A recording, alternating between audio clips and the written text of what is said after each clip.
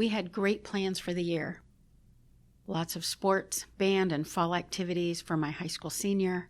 My oldest was settling into college, and we were welcoming our first international exchange student. So when they called to tell me my mammogram was suspicious, my first thought was, I don't have time for this. In the weeks before we could confirm my diagnosis, each time I turned on the radio or pulled up my phone and my music popped on, there was a song about storms. I can't remember where I was when I told my husband. All I remember is his face, his eyes, his words when he looked at me and said, Lenore, I want you more than I want your boobs. We'll do what we have to do. And this was before we even knew if it was cancer. My mom had 2 different kinds of breast cancer, 8 years apart, and then metastatic disease 8 years later. She survived 15 more years.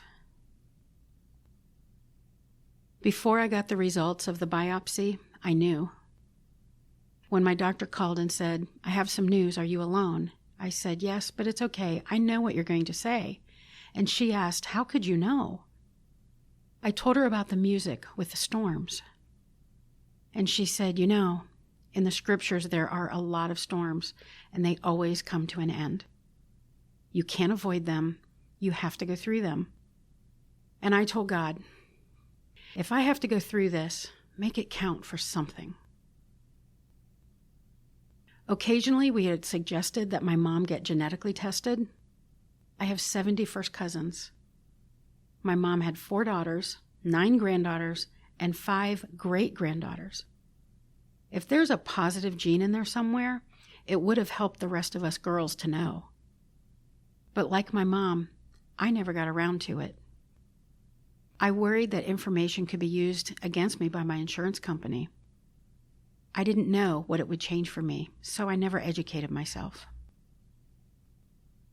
After my cancer was diagnosed, genetic testing revealed I had the CHEK2 mutation. It's related to breast, colon, and prostate cancer. So it's significant for the men in our family, too.